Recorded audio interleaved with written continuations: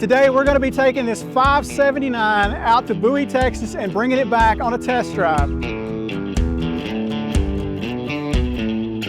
Hey everybody, CCJ editor Jason Canton here, and we are in Denton, Texas today at the end of July in 100-degree heat because none of us on a calendar and we don't understand how weather works.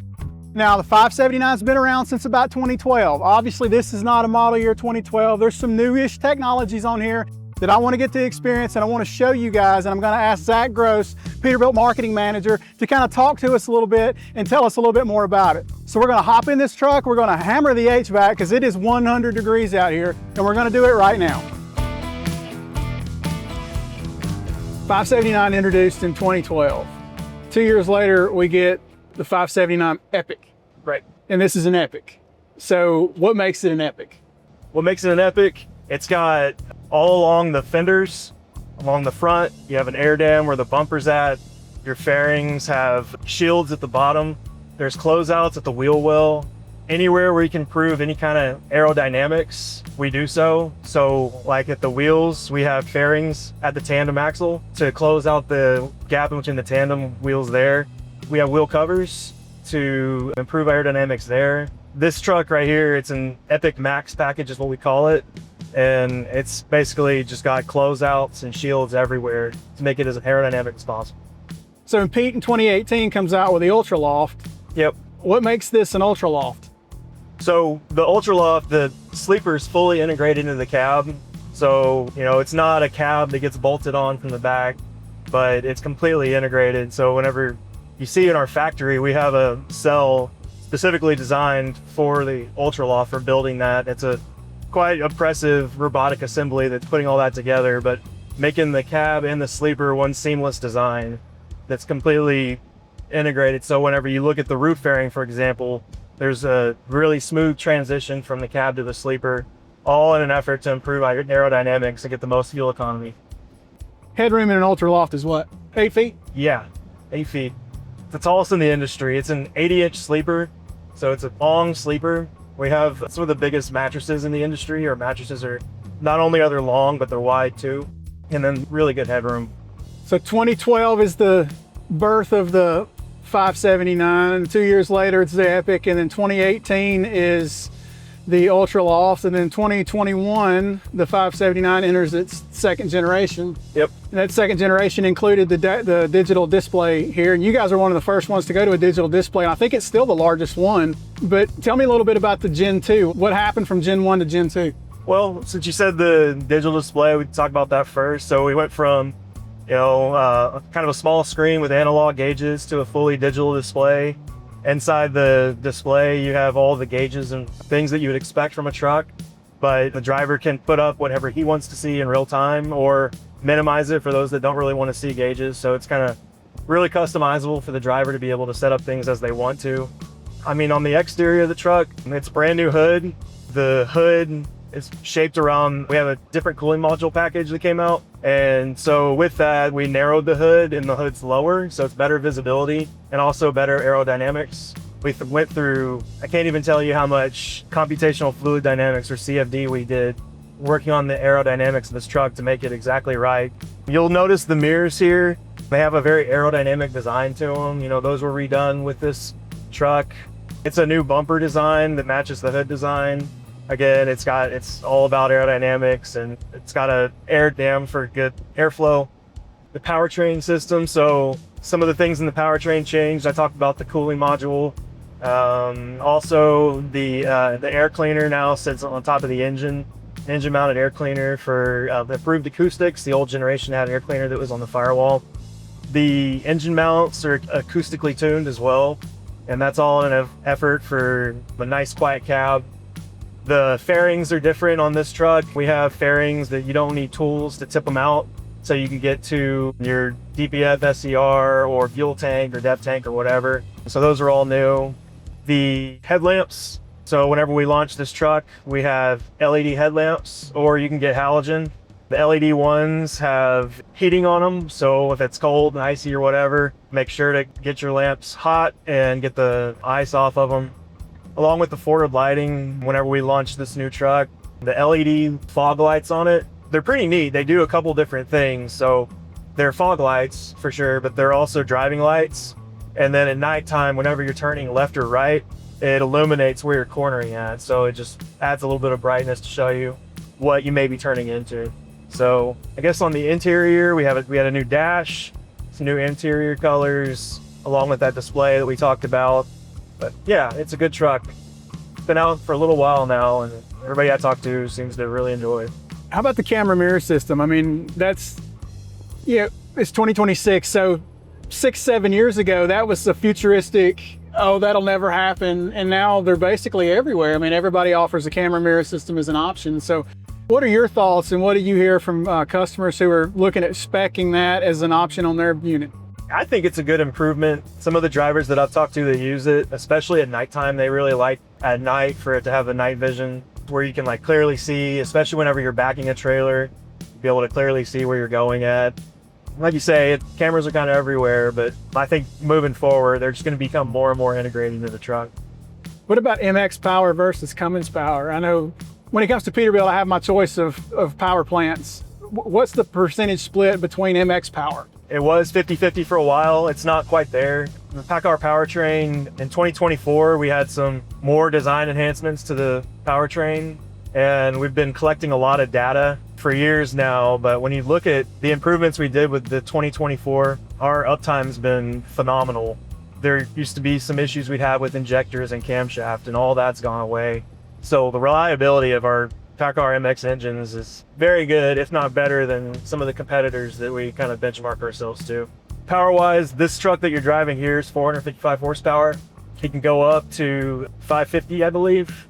It's a good powertrain. You know, this 450 is really good for line haul and things like that. And then when you get to those higher horsepower, wherever you're in a lot of hilly areas or heavy haul or whatever, that's a really good engine for that.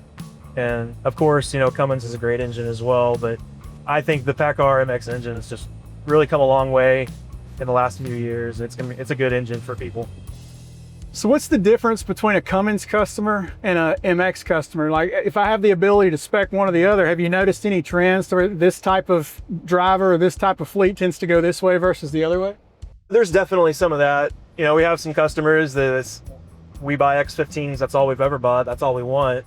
And there's more to it than that, because there's some people that kind of have their home base, they have their shops with certain parts in them, and they might stock parts for just an X15 or for an MX. And so it can be kind of company dependent, fleet dependent, depending on how they're operating. For good fuel economy and weight savings, the MX engine it's got good fuel economy. It is lighter than the X15, so that's something to take into account. Yeah, you were asking about UltraLoft. I think another cool thing that I didn't mention earlier is when you look on the back wall, you see the bird into the back of the sleeper. Kind of like a unique nod to the front of the truck, because we have our bird pull handle, you know, kind of that unique style to it. And so I like how they did that with the styling group, kind of integrated some features into the back wall there. You don't always see it. It's kind of a cool touch that I like. Did something similar too with kind of the air intakes. Whenever you look at them, kind of look at the bird and the whole transition. It's just really smooth, the way that all the lines go from the front to the back of the truck. And we were talking about the mirrors, just some other things about the mirrors. So right now we have the DBSM that we were talking about, but we also have, it's the same mirror profile, but it's a flat glass and just a standard convex. It doesn't have the mirror in it. And it's that same shape, our aerodynamic mirror. And then also we've got a taller mirror. There's a little bit more of a viewing angle to it as another option for those that want that. So there's a few different flavors of things that you get. You know, you asked what are some of the things that we added or improved with this next generation, and some other things in the interior we did are these switches here. They're nice big switches. It's easy to see what each rocker is going to be doing. We have a pull-out tray that I forgot to mention here, so just easy to, you know, if you need to do some paperwork or something real quick, or open up a laptop to check something, you can do that. The cup holder design is new. Nice big wide cup holders, a good place to put your phone or a clipboard or whatever. Just trying to be really thoughtful about drivers and their needs, where they need to put stuff, you know, making sure there's storage, ample storage. So pretty much everywhere you look in here, you'll find a place where you can put something, try and make it more comfortable and easier for the driver. So the last update was 2021. That's 5 years ago, 6 years ago, if you count the 2027 model year. So we've got to be right for an update. the integration of some new technologies. What do you feel like this is the next horizon for the next generation truck is going to include? What do you think? One thing that we're always looking at is safety systems. Right now this truck you're driving has the Fusion 3.0, so it's got adaptive cruise control and emergency braking and those sorts of things, and that's great. But we're continuing to look at what's the future generation of safety systems going to look like. I'm positive that it's going to leapfrog where we're at now. Other things, we're always driver focused, like I was saying a minute ago, just about how we do our interior, making sure that it's going to be for the driver. Who knows, there's other technologies that we're working on with ADAS that will likely get integrated into whatever that cab ends up looking like. There's all sorts of powertrains on the horizon. I think your guess is as good as mine on what'll be the next powertrain that'll really hit the market and run. I think having a platform that can integrate in multiple different powertrains is going to be something that we'll be looking for whenever that next generation comes.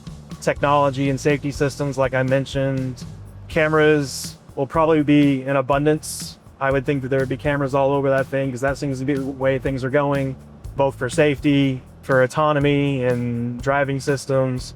I don't know, I'm sure there's going to be a lot of things that I'm not even thinking of right now that will be on that truck. But you said, right now we're about 5 years into this. A typical refresh cycle for Peterbilt, usually like 10 to 15 years, sometimes longer, sometimes shorter. We're about halfway in that there, so maybe we see something new in 5 years, or I don't know which way that's gonna go. Probably your guess would be as good as mine again. Like 2012 to 2021 was 9 years. Yep.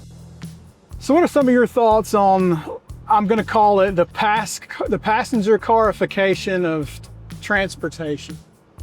We see a lot of these driver assistance systems that started in passenger cars. Basically, the only thing that we don't have is a backup camera because you couldn't see it because of the trailer. But, do you feel like a big truck is almost too easy to drive? Because I know a lot of the old school owner operators feel that way. It's gotten too easy. The barrier to entry has come down too far. So what do you think about all the technology in trucks? I think everybody knows about the driver shortage that we've had, and making trucks easier for people to get in them, for fleets to be able to get drivers that'll drive them and drive them safely. I think that's a big deal. I like the old school trucks, the owner operators, the 389s, the 589s, the 379s.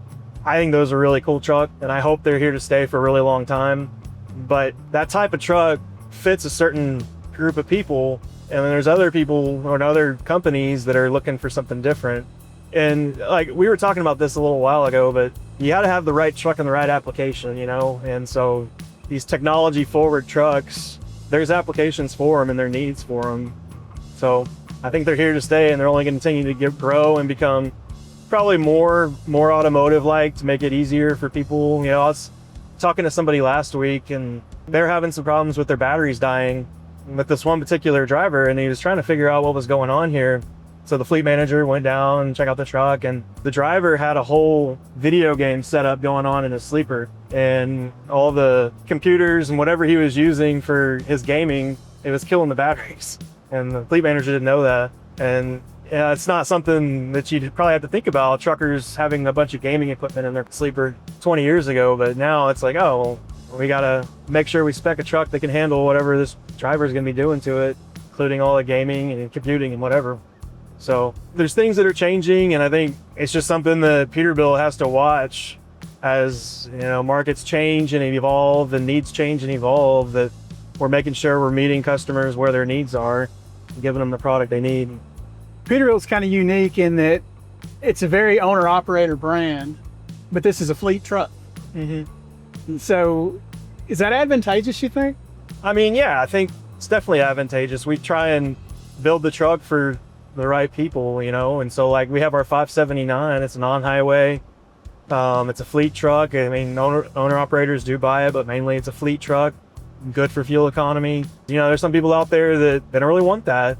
They want something that looks cool. They want something that drivers want to get in and just like, this is a cool truck. When I pull up to a truck stop, everybody's gonna be looking at it. And that might be somebody that's more 589 driven or 567 driven. So like I said, just trying to meet people where their needs are and provide the best truck that we can, something that looks good, that performs good, that people are going to love driving.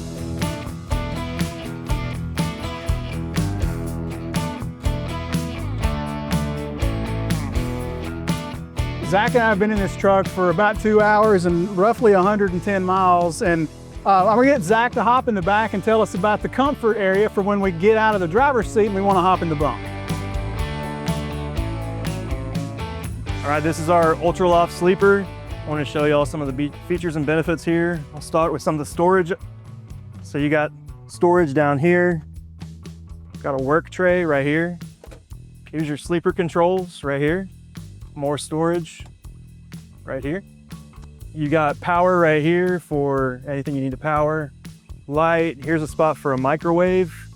Additional storage up here with more power supply. Here's our bunk right now, it's folded up. Easily folds down. And then here's our ladder. Tucks away nice and easy for whenever you don't need it.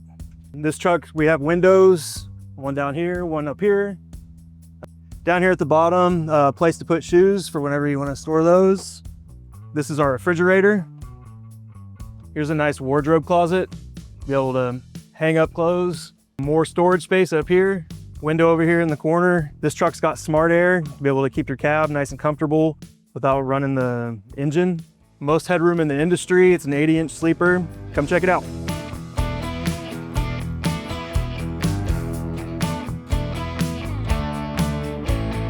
Well, we're back in Denton, Texas at the Peat plant, and somehow it is hotter now than it was when we left. This truck right here, the 579, has a best-in-class AC system as far as I'm concerned. It was a very comfortable ride. We were gone about 2 hours, about 110 miles.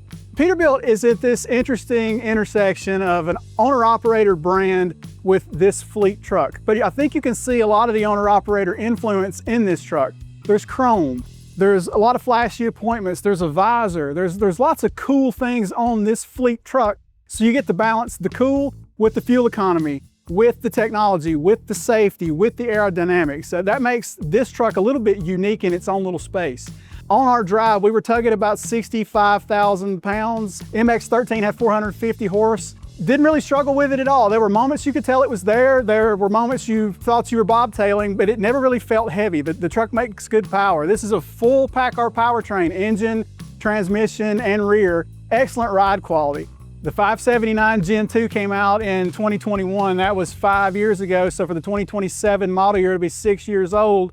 But the technology in this truck doesn't feel dated. The truck doesn't look dated. That's pretty unique in that you have a platform that's 5, 6, 7-ish years old, but when you get in there, it's still cutting edge. There's camera mirrors in this truck, the digital instrument cluster. That feels like a very old technology because it rolled out in 2021, but there's a lot of OEMs that are just now getting into that. So it's a very here and now thing that's been on this truck for about 5 years. It all goes into making this a very tech-forward platform, and it all integrates into the safety suite. If you're looking for a super efficient tractor with lots of safety technologies, lots of integrated technologies, but you don't want to lose that old school cool, the 579 is the way to go. If you like trucks, if you like engines, or if you just like trucking news, like and subscribe to this channel right now. You can also click in the link below and subscribe to CCJ's newsletter and check us out online at ccjdigital.com.